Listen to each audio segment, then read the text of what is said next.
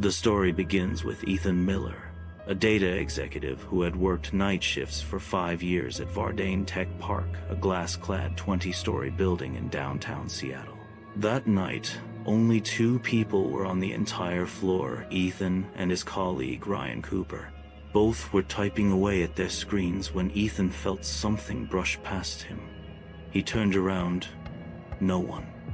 He shook his head and went back to work. Then, suddenly, the printer whirred to life. A sheet rolled out. Ethan checked it blank. It was 2:15 a.m. Goosebumps crawled up his arms. Ethan was from a small town in Iowa. Simple family. Retired school teacher. Father. Homemaker mother. He had taken this job to support them. Vardane Tech Park was flawless glass elevators, smart access cards, motion-controlled lights. But there was one thing everyone whispered about. There was no 13th floor on the elevator panel. It jumped straight from 12 to 14. Yet, for the back-end night team, their ID cards showed floor 13. When Ethan asked security about it, the guard, an old man named Harris, said quietly, "You won't see it in the lift, sir.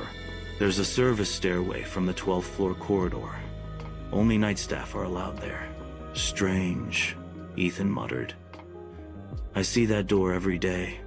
Never realized it leads up." "It stays locked during the day," Harris replied, eyes darting away. Ethan didn't care. He needed the extra pay, but the whispers about that floor grew louder with every passing week.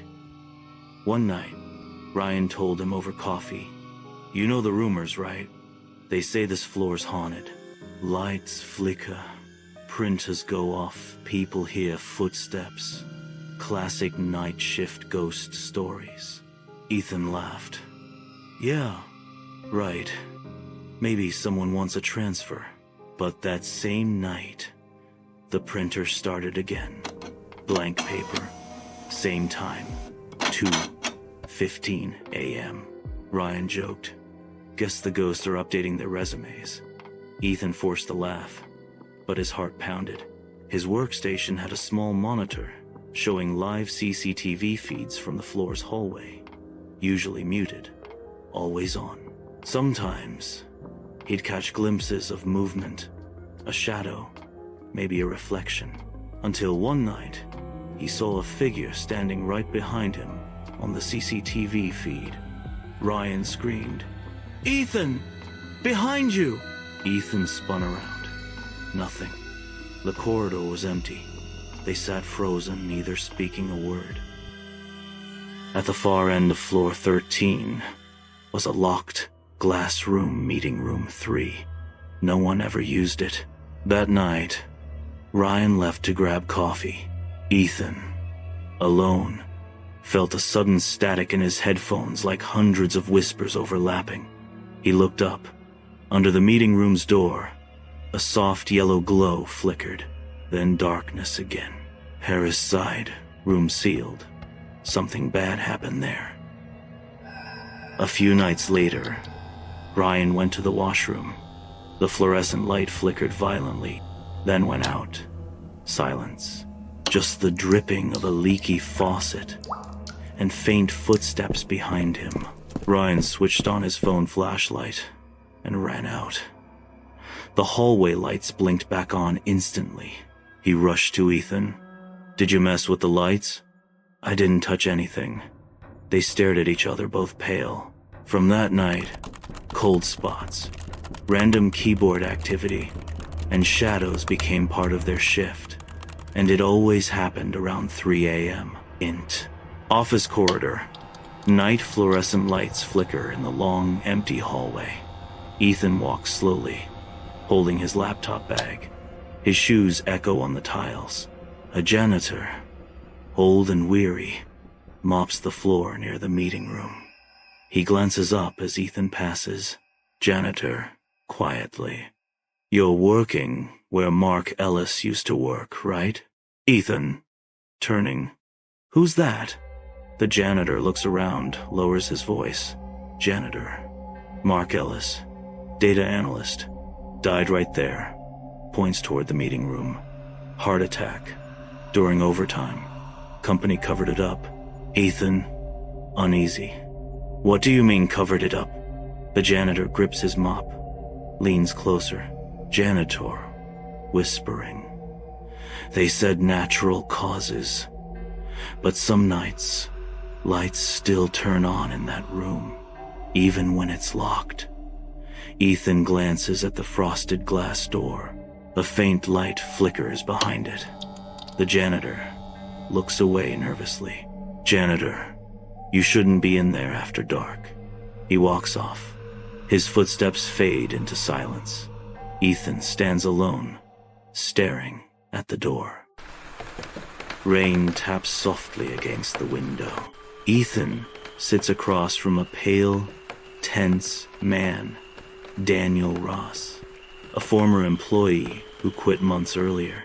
Ethan, you used to work in data analysis, right? You left suddenly. Daniel, he's still there, Ethan. Ethan, who's still there? Daniel, Mark Ellis.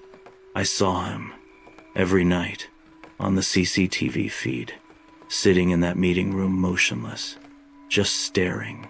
Ethan, you saw a recording? Daniel, no, it was live. The timestamp was current. One night, I saw myself sitting next to him, but I was at my desk. Ethan, then why didn't you tell anyone? Daniel, I did. They shut down that room's camera the next day. But before I left, I opened that door. Ethan. And? Daniel, don't ever open that door, Ethan. It doesn't let you go once it sees you. That night, Ethan and Ryan decided to record the CCTV feed.